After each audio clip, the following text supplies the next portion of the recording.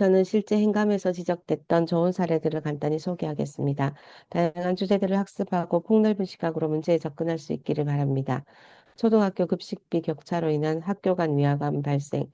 서울 소재 초등학교 급식비가 학교별로 최대 3.64배 차이가 나 학교 간 위화감을 조성했다는 문제가 제기됐습니다. 특히 사립학교 급식비는 국공립학교보다 월등히 비싼 것으로 나타났습니다. 의회는 급식비를 통해 나타난 빈부격차가 급식의 질 차이로 이어질 수 있음을 지적했습니다. 서울시티 플러스 카드 활용도 미입 인재에 대한 개선책 요구. 서울 도심 사대문 안에서 서울시티 패스카드 사용 실태 조사 결과 카드 판매처인 공항과 GS25 편의점 25개 업소의 절반 이상이 카드를 취급하지 않거나 아예 카드의 존재 자체를 모르고 있어 이에 대한 개선책을 요구했습니다. 산학연 협력사업 기술 이전료에 대한 수입 경비 처리 요구. 산학연 협력사업의 성과로 발생한 기술 이전료 수입 8억 9,200만 원을 세입으로 처리하지 않고 별도의 구자로 보관하고 있었음이 드러났습니다. 의회는 이를 지적하고 하루빨리 잡수입으로 처리할 것을 요구했습니다. 땡땡땡 공사 명예퇴직수당 13억 원 부당지급 환수 요구. 땡땡땡 공사는 20년 이상 근속한 직원만 명예퇴직시킬 수 있었지만 20년 미만 근속한 직원도 명예퇴직할 수 있도록 예외 규정을 마련해 13억 원의 명예퇴직수당을 부당하게 지급했습니다. 이에 대해 지적하고 부당하게 지급된 13억 원을 환수할 것을 요구했습니다. 내부순환도로 방음벽 유명무실 문제 지적. 소음 방지를 위해 30억 원을 들어 설치한 내부순환도로 방음벽 10곳 중 6곳이 당시 주간 소음도 기준치인 60데시벨을 초과하는 것으로 나타났습니다. 특히 야간에는 10곳 모두 기준치인 58데시벨을 넘어섰고 설치 전과 후의 소음도 개선 효과가 미비한 것으로 조사돼 이에 대해 지적했습니다. 외국인 학교 학생 10명 중 1명이 내국인인 문제 지적. 서울 소재 21개 외국인 학교 5,570여 명의 학생 중 503명이 내국인인 것으로 밝혀졌습니다. 한미국계 외국인의 경우 전교생 166명 중 내국인 101명으로 50%를 넘어서는 모순적인 상황이 드러나기도 했습니다. 의회는 행감을 통해 국내 거주하는 외국인을 위한 학교가 내국인 부유층 자녀를 위한 학교로 전락했음을 지적했습니다. 폐수도관 방치로 인한 토양 지호수 오염 가능성 제기, 수돗물 수질 개선을 위해 아현도 관관, 주철관 등 기존의 수도관을 스테인리스관으로 교체하는 과정에서 교체 물량 중 67%인 2,535km의 폐수도관을 해수하지 않고 땅속에 그대로 묻어둔 사실이 확인됐습니다. 의회는 폐수도관 방치로 인해 토양과 지하수가 오염될 가능성을 제기했습니다. 상하수도 감면 혜택 제도의 실효성 문제 제기, 관광객의 숙박료 부담을 덜어 경쟁력 강화를 도모하고자 관광호텔 상하수도 요금 감면 혜택 제도를 시행했지만 업체들이 상하수도 요금 감면 혜택만 받고 숙박료는 인하하지 않은 사실이 밝혀졌습니다. 관광호텔 156곳 중 불과 19곳만 숙박료를 인하하고 나머지 137곳은 숙박료를 그대로 받아왔던 것입니다. 의회는 정책의 실효성 문제를 제기했습니다. 시립병원 급식의 국내산 재료 사용 권고, 시립병원의 급식 내역을 살펴본 결과 야채류와 과일, 어류의 일부가 수입산이었습니다. 어린이 환자 중에서도 특히 복합중증 장애 아동의 경우 병원 급식에 보다 큰 주의를 기울여야 한다고 지적하고 가급적 국내산 재료를 사용할 것을 권고했습니다.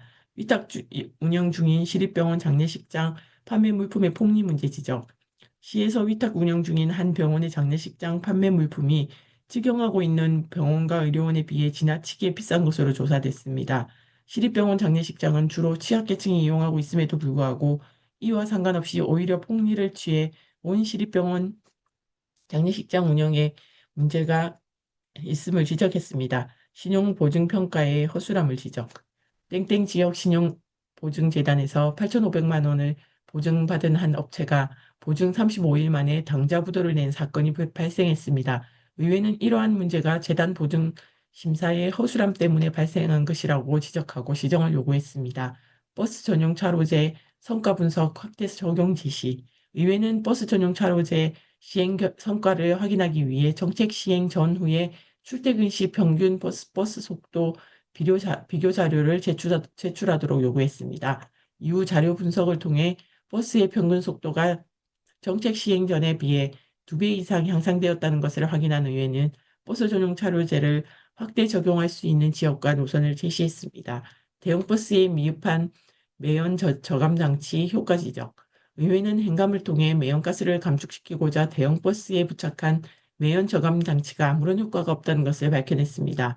이후 집행부는 관련 연구 용역비 예산을 스스로 삭감하고 삭감된 예산을 다른 공해 방지 예산으로 개상하는 조치를 취했습니다. 간이 상수도 시설의 위생관리 상태 시정 요구. 간이 상수도 시설의 위생관리 상태가 엉망인 사실이 밝혀졌습니다. 의회는 행감을 통해 이러한 사실을 확인하고 예산 심의에서 해당 문제 해결을 위해 필요한 예산을 반영하는 등 제도적인 방안 마련에 적극적으로 나섰습니다. 불우이웃 돕기 실적 부풀리기 사실 적발. 의회는 연간 15억 원 상당으로 보고된 불우이웃 돕기 모금액이 알고 보니 교회나 복지관 등의 모금액을 이중기재해 부풀리게 됐다는 사실을 적발했습니다. 사회단체 보조금 예산 지원 관련 문제 지적. 퇴직 공무원의 친목 모임인 행정동호회에 매년 사회단체 보조금으로 600여만 원을 지급했으나 이 단체의 실제 사업은 마을 청소와 친목체육 활동, 게이트볼에 불과했고 예산 중 10대로 400만 원을 지출한 사실이 드러났습니다. 의회는 단체 보조금 예산 지급 대상 선정 시 예산 사용의 목적을 꼼꼼히 따지지 않는 등 관련 사업 관리를 제대로 하지 않았다는 점을 지적했습니다. 무용지물된 대형 폐기물 휴대폰 신고 서비스 지적. 1억 원의 예산으로 구축된 대형 폐기물 휴대폰 신고 서비스 시스템의 실제 이용률이 3%에 불과했습니다. 의회는 서비스를 직접 이용해 보는 방법을 통해 시스템을 실행한 지 5분이 지나도록 신고 접수가 이루어지지 않고 전화요금 또한 신고자가 부담해야 하는 등 여러 가지 문제가 있음을 밝혀냈습니다. 퇴직 공무원을 선임연구원으로 초빙하는 등 연구원 부실 운영 지적, 공직, 선거 출마 등을 사유로 중간에 사직한 고위공무원을 지방단체 출연 연구원의 선임연구원으로 초빙한 후 매년 수천만 원의 급여를 지급해 왔습니다. 더욱이 이들의 연구과제물이 형식적으로 제출되고 있어 연구원을 부실하게 운영한 것에 대해 시정 요구를 했습니다. 단체 상해보험 적용 시 발생한 정규직과 비정규직 간 차별 지적. 땡땡 연구원이 2011년에 처음으로 단체 보장보험에 가입하면서 서울시에 비해 보장 내용을 적게 책정하고 원내 정규 직원과 위촉 직원 간 보장 내용에도 차이를 두고 가입한 사실이 드러났습니다. 의회는 이를 지적하고 시정을 요구했습니다. 빈번하게 발생하는 소액 수의계약 문제 지적. 의회는 사업부서에서 빈번하게 발생하는 소액 수의계약과 관련해 특정 업체와 반복적으로 수의계약하는 일이 발생하지 않도록 본청 계약 업무 담당에서 총괄 관리 감독토록 요구했습니다. 또 여러 개의 중소업체와 연간 단가 계약을 주재해 예산 절감하는 방법도 제시했습니다. 법규와 정관에 근거하지 않은 상임고문제 운영 지적, 자치법규와 정관 등의 근거가 없는 상임고문제를 자체적으로 운영하면서 업무 실적 없이 월 300만 원을 급여로 지급했다는 사실이 밝혀졌습니다. 의회가 이에 대한 시정 요구를 한 결과 관련 규정이 정비됐습니다. 음주운전으로 인해 면허가 취소된 계약직 운전원의 계속 고용 문제. 2008년 공공 기업 사장의 운전원이 음주운전으로 인해 면허가 취소됐음에도 불구하고 다른 부서로 발령 후 계속 근무하도록 조치한 사건이 발생했습니다. 운전원의 면허 취소는 계약 해지 사유에 해당되지만 이 조치가 면허 정지로 감경될 것으로 예측하고 경징계 처분만 내렸던 것입니다. 의회는 이러한 부당 조치에 대해 지적하고 시정 요구를 했습니다. 2. 행정사무조사의 장점을 충분히 활용하세요. 행정사무조사가 무엇인가요? 앞장에서 행정사무감사에 대한 개요와 함께 지방의회는 집행기관의 행정집행에 대한 견제 감시권을 어떻게 하면 효과적으로 행사할 수 있는지 그 노하우를 설명했습니다. 이 장에서는 행정사무조사를 다뤄보겠습니다. 그럼 행정사무조사란 무엇인가요? 행정사무조사는 지방자치단체의 행정사항 중 특정한 사안에 대한 사실과 원인을 조사 규명하고 그 결과에 따라 책임을 묻고 시정을 요구하기 위한 지방의회의 행정통제 장치입니다. 앞장의 행정사무감사와 함께 집행기관의 독주와 전횡을 견제 감시할 수 있는 지방의회가 보유한 가장 대표적이고 강력한 감시 권한이라고 할 수 있습니다. 행정사무감사와 어떤 점에서 다른가요? 행정사무감사와 행정사무조사 도대체 뭐가 다른지 모르겠다고 푸념하는 분들이 많습니다. 국어사전을 찾아보면 감사는 감독하고 감사함을 조사는 사물의 내용을 명확히 알기 위해서 자세히 살펴보거나 찾아봄을 뜻합니다. 둘 사이의 명확한 차이를 찾기 어려울 만도 합니다. 사실 행정사무감사와 행정사무조사는 모두 지방의회의 행정감시권에 포함된 고유의 권한입니다. 원래 그 의미와 기능은 같은 것입니다. 다만 지방자치법에 따라 발동 요건과 절차, 방법 등에 있어서 몇 가지 차이가 있을 뿐입니다. 먼저 조사 대상의 특정성에 있습니다. 행정사무조사는 지방자치단체의 사무 중에서 본회의가 의결한 특정한 사안에 대해서만 실시합니다. 행정사무 전반에 대해서 실시하는 행정사무감사와는 그 출발점부터 다릅니다. 이때 특정한 사안이란 구체적이고 한정적이어야 합니다. 단체장의 행정 운영 무능력, 인사비리 등과 같이 지나치게 포괄적이고 추상적인 사항은 안 됩니다. 행정사무조사는 최저의원 3분의 1 이상의 연서로 발의되고 반드시 조사의 이유가 명시된 서면으로 해야 합니다. 조사 요구서가 본회의에서 의결될 때에 비로소 조사권이 발동하게 됩니다. 지방자치법 제49조 1이 바로 이 점이 국회의 국정조사와 다른 점입니다. 즉, 국정조사는 최저의원 4분의 1 이상의 요구가 있는 때에는 본회의 의결 절차 없이 특별위원회나 상임위원회가 바로 국정조사를 시행할 수 있습니다. 행정사무조사 요구서에는 근거 법률 규정, 조사 발의의 이유와 목적, 조사할 사안의 범위, 조사를 시행할 위원회 등이 기재되어야 합니다. 한편 행정사무조사는 비정기적 조사 활동이라는 특징을 갖습니다. 즉, 지방자치단체의 행정사항 중 특정한 문제가 발생해 확인이나 규명이 필요하면 언제든지 조사를 실시할 수 있습니다. 이런 점에서 제1차나 제2차 정례회 중에 정기적으로 실시하는 행정사무감사와 차이가 있습니다.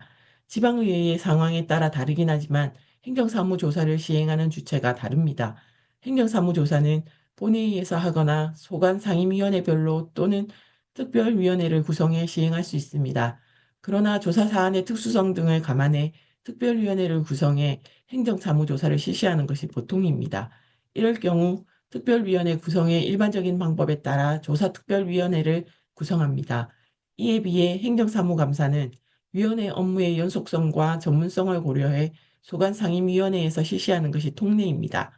마지막으로 위원회에서 실시하는 조사의 성격입니다. 앞서 설명한 바와 같이 행정사무조사는 특별위원회를 구성해 운영하는 것이 일반적입니다. 따라서 특별위원회의 회의 형태로 진행합니다. 회의 진행 시나리오를 보면 제 땡땡차 땡땡조사 특별위원회를 개의하겠습니다. 고 위원장의 개의 선포 후 조사를 실시합니다. 반면 행정사무감사는 감사이지 회의가 아닙니다. 위원회는 땡땡 기관에 대한 행정사무감사를 실시할 것을 선언합니다. 고 감사를 선언한 후 감, 감사 활동을 시작합니다. 행정사무조사는 어떻게 진행되나요? 행정사무조사는 사전 준비 실시, 사후, 조사 결과 처리 3단계로 나눠 진행됩니다. 준비 단계에서는 조사 요구서를 최저의원 3분의 1 이상의 연서를 받아 서면으로 발의하고 본회의의 의결을 거쳐 정식으로 행정사무조사가 발동됩니다. 다음으로 조사를 시행할 주체를 결정해야 합니다. 본회의나 위원회가 조사를 실시할 수 있는데 조사 조구서에 이를 명시하며 본회의에서 확정됩니다. 통상 조사특별위원회를 구성해 실시하는 경우가 많은데 이 경우에는 일반 특별위원회 절차와 같이 조사특별위원회 구성 결의안을 발의해야 합니다. 이후 조사위원회는 행정사무 조사 계획서를 작성해 자체 의결을 거쳐 확정한 후 본회의의 승인을 거쳐 단체장에게 동고하게 됩니다. 조사 계획서에는 조사의 목적, 조사할 사안의 범위, 조사 방법, 조사 기간, 소요 경비 등 행정사무조사에 필요한 사항을 기재하는데 행정사무감사 계획서와 내용과 형식이 유사합니다. 다음으로 조사를 위한 자료 수집과 지원을 위해 사무조사자를 선임하는데 통상 관련위원회 전문위원과 직원들이 그 역할을 수행합니다. 그리고 조사에 필요한 보고와 서류 제출 요구, 증인, 청구인 등에 대한 출석 및 증언, 의견 진술 요구, 현지 확인 통보 등을 할 수 있는데 늦어도 해당 일의 3일 전까지 의장을 통해야 하고 요구 즉시 해당 기관이나 해당자에게 전달돼야 합니다. 행정사무조사는 회의 형태로 진행됩니다. 그러나 일반 안건을 다루는 위원회 회의와는 구별해 회의 차수와 회의록 작성 등을 달리해야 합니다. 조사 활동의 장소에 특별한 제한은 없습니다. 위원회 회의장뿐 아니라 조사위원회에서 정하는 바에 따라 조사 현장이나 피조사 기관, 건물 등 다른 장소에서도 할 수 있습니다. 조사는 일반적으로 위원장의 조사 실시를 알리는 개의 선포와 인사가 끝난 후 피조사 기관장과 증인의 선서, 피조사 기관장의 인사 및 간부 소개, 특정 사안에 대한 보고, 질의 및 답변, 조사 결과 강평, 조사 종료 선언 등이 순서로 진행됩니다. 모든 조사가 마무리되면 조사위원회 위원장은 지체 없이 의장에게 결과 보고서를 제출하고 본회의에 보고해야 합니다. 조사 결과 보고서에는 감사 결과 보고서와 마찬가지로 조사의 목적, 조사 기간, 대상 기관, 조사위원회 구성, 실시 경과, 주요 실시 내용, 증인 등의 출석 보고, 서류 등 제출 내용, 시정 요구, 처리 요구, 건의사항 등과 같은 조사 결과와 처리 의견을 기재하고 중요 근거 서류를 첨부하게 됩니다. 조사 결과 보고서가 본회의에서 의결되면 그 내용 중 집행기관이나 해당 기관의 시정, 관계자 문책 포함이 필요하거나 이들 기관에서 처리함이 타당하다고 인정되는 사항, 건의사항 등을 집행기관이나 해당 기관에 이송합니다. 그러면 이송받은 기관은 이들 조사 사항을 지체 없이 처리하고 그 결과를 의회에 보고해야 합니다. 이때 의장은 본회의에 처리된 사실과 내용을 보고하고 소관 상임위원회가 조사한 경우에는 이를 해당 위원회에 해부합니다. 만약 처리 결과가 미흡하거나 처리 내용이 불성실한 경우에는 해당 기관의 장을 출석시키거나 해명하게 하거나 다시 처리해 보고하게 할 수 있습니다. 이것만은 꼭 행정사무조사는 지방자치단체의 일방적 독주와 전횡을 감시하고 견제하고 지방 권력 간 권력을 유지하는데 균형을 유지하는데 매우 효율적이고 강력한 통제 장치입니다. 매년 정례화라는 특정한 시기와 기간을 정해 실시하는 행정사무감사에 비해 유연하고 탄력적으로 지역 현황과 정책의 문제점을 따져볼 수 있다는 점에서 행정사무조사의 유용성이 큽니다. 그러나 행정사무조사가 행정사무감사나 국회의 국정조사에 비해 그리 활발하게 이루어지지 않은 게 현실입니다. 지방의회가 행정사무조사의 장점을 살려 그 활용도를 최대한 높일 수 있도록 보다 많은 고민이 필요합니다. 행정사무감사 잘하고 싶어요. 행정사무감사 이해하기. 대의제 민주주의 국가에서는 주민이 자신의 의사를 반영할 대표자를 선출하고 그 대표자에게 정치 운영을 맡깁니다. 지방의회는 바로 주인이 스스로 선출한 지방의원으로 구성된 대표기관이며 주민의 대의기구입니다. 따라서 관할구역의 자치입법권을 행사함과 동시에 지방 권력의 행정행위에 대해 견제하고 감시하는 역할을 수행합니다. 우리나라는 지방자치단체를 구성하는 지방의회와 집행기관 간의 견제와 균형의 원리에 입각해 상호 협력하도록 하는 기관 대립형 자치제도를 채택하고 단, 채택, 특별한 규정을 채택하고 있습니다. 획득하고 있습니다. 국회가 헌법 제61조에 따라 국정운영 전반에 대한 광범위한 감시권을 갖는 것처럼 지방자치법에서는 지방의회가 이유를 밝힌 서면으로 본회의나 위원회의 회의 시작 전까지 의장이나 위원장에게 알려야 합니다. 그러나 아무런 이유가 없거나 지방의회에 사전 통보 없이 불출석하는 경우가 종종 발생하는데 이러한 행위는 지방의회와 단체장 간의 갈등을 일으키는 하나의 원인이 되기도 합니다. 출석에 따른 제재 수단이 있나요? 단체장 등 관계 공무원이 정당한 또는 특별한 이유 없이 불출석한 경우에 이를 제재할 명시적인 법적 제재 수단은 별 존재하지 않습니다. 하지만 불출석에 따른 항의, 출석 촉구 등 정치적인 차원의 제재는 가능합니다. 다만 행정사무감사와 조사에 있어서 출석 요구를 받은 증인, 지방자치단체의 장 또는 관계 공무원이나 그 사무에 관계되는 사람이 정당한 사유 없이 출석하지 않은 경우에는 500만 원 이하의 과태료를 부과할 수 있습니다. 지방자치법 제49조 제5항 공무원 출석 요구의 절차와 방법 등을 알려주세요. 지방의회 관계 공무원 출석 요구가 언제 어디서 어떠한 절차에 따라 이루어져야 하는지에 대해 지방자치법에 별도의 규정은 없습니다. 다만 지방의회나 위원회에 출석하여 답변할 수 있는 관계 공무원의 범위, 절차, 방법 등 세부적인 사항은 해당 지방자치단체의 조례나 회의 규칙 등을 정하고 있습니다. 대체적으로 일반 의원과 같이 단체장 및 관계 공무원 출석 요구안을 지방의원이 발의하고 본회의나 위원회의 의결로 출석 요구를 합니다. 다만 본회의와는 달리 위원회에서 각종 안건 심사 등을 위한 관계 공무원의 출석 요구는 대부분이 자진 출석의 형식을 취하고 있는 것이 보통입니다. 국회의 경우에도 마찬가지입니다. 하지만 각 지방자치단체의 조례나 회의 규칙에서 본회의 또는 위원회의 의결을 거치도록 정하고 있다면 이를 준수하는 것이 타당할 것입니다. 즉, 각 회기별 각 회의가 열리는 날 첫 번째 안건으로 관계 공무원 출석 요구안을 위원회에서 처리하는 것이 바람직합니다. 출석을 요구할 수 있는 관계 공무원의 범위는 어떻게 되나요? 지방자치법과 지방교육자치에 관한 법률에 따라 시장, 도지사와 교육감은 출석 요구 대상에 당연히 포함됩니다.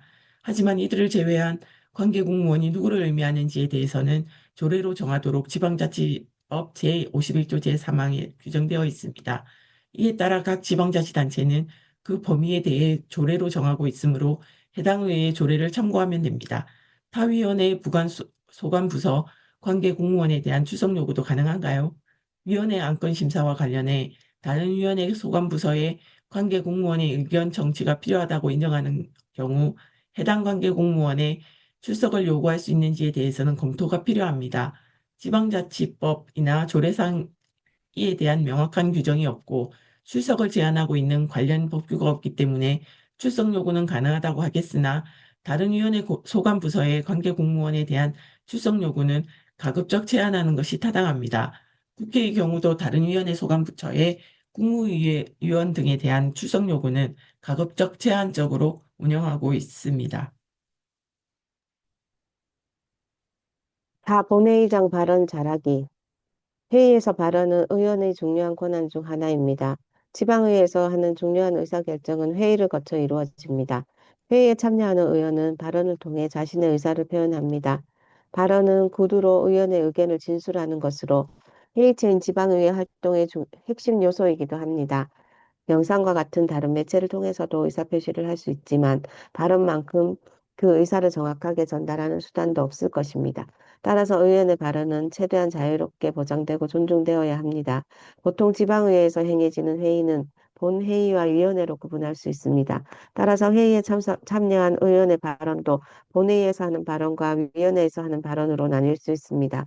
다만 위원회 회의는 특별한 경우가 아니라면 본회의 회의 형식을 취하고 따르기 때문에 본회의에서의 발언에 대하여 우선 살펴보고 필요한 부분에 한해 위원회의 발언에 대해서도 함께 살펴보겠습니다.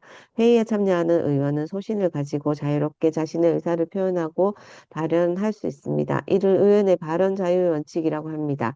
회의에서 발언은 의원에게 주어진 중요한 권한 중의 하나이기 때문입니다.